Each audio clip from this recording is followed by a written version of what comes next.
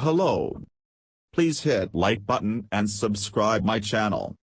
Also press bell icon for future video notifications. Thanks.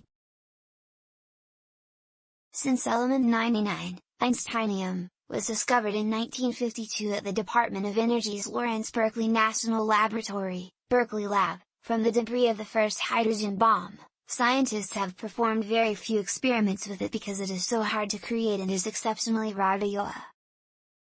Published in the journal Nature, the study, Structural and Spectroscopic Characterization of an Einsteinium Complex, was co-led by Berkeley Lab scientist Rebecca Abergel and Los Alamos National Laboratory scientist Stosh Kozimor, and included scientists from the two laboratories, UC Berkeley, and with less than 250 nanograms of the element, the team measured the first ever Einsteinium bond distance, a basic property of an element's interactions with other atoms and molecules.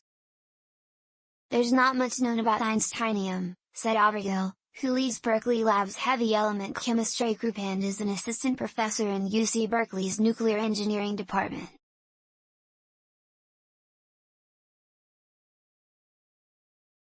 "It's a remarkable achievement that we were able to work with this small amount of material and do inorganic chemistry.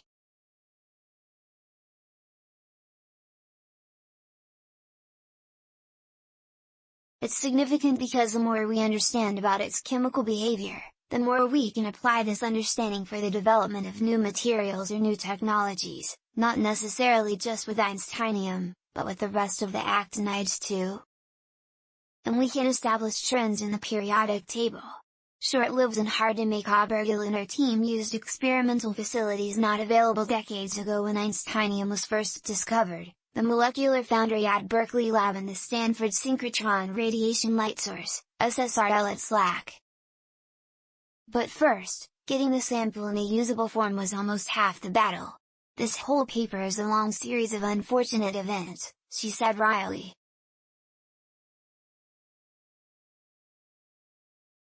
The material was made at Oak Ridge National Laboratory's high-flux isotope reactor, one of only a few places in the world that is capable of making Einsteinium, which involves bombarding curium targets with neutrons to trigger a long chain of nuclear reactions. The first problem they encountered was that the sample was contaminated with a significant amount of californium, as making pure Einsteinium in a usable quantity is extraordinarily challenging. So they had to scrap their original plan to use X-ray crystallography, which is considered the gold standard for obtaining structural information on highly radioactive molecules but requires a pure sample of metal, and instead came up with a new way to make samples and leverage elements specific. Researchers at Los Alamos provided critical assistance in this step by designing a sample holder uniquely suited to the challenges intrinsic to Einsteinium.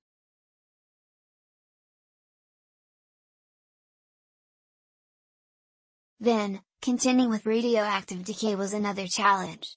The Berkeley Lab team conducted their experiments with Einsteinium-254, one of the more stable isotopes of the element. It has a half-life of 276 days, which is the time for half of the material to decay. Although the team was able to conduct many of the experiments before the coronavirus pandemic, they had plans for follow-up experiments that got interrupted thanks to pandemic-related shutdowns. By the time they were able to get back into their lab last summer, most of the sample was gone.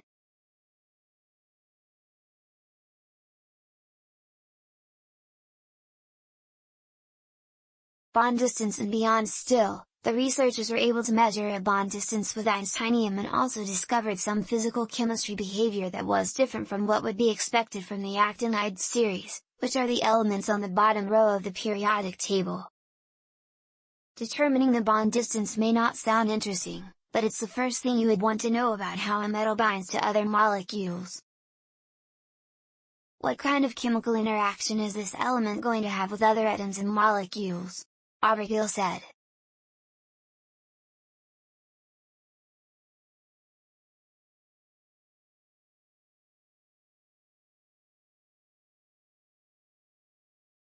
Once scientists have this picture of the atomic arrangement of a molecule that incorporates Einsteinium, they can try to find interesting chemical properties and improve understanding of periodic trends.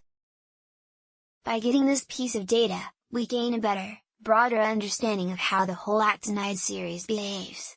And in that series, we have elements or isotopes that are useful for nuclear power production of radiopharmaceuticals, she said. Tantalizingly, this research also offers the possibility of exploring what is beyond the edge of the periodic table, and possibly discovering a new element.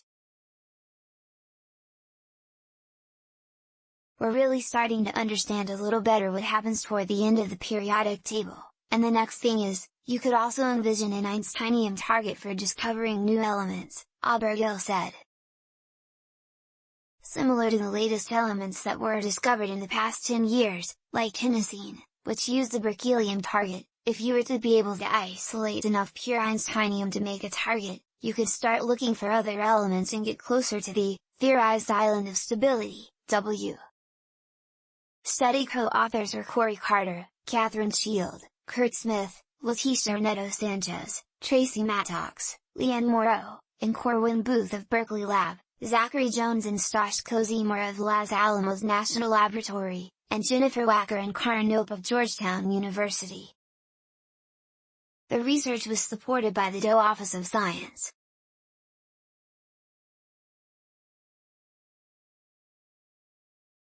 Please support our channel to grow by pressing subscribe button as well as the bell icon for daily science updates. Thank you.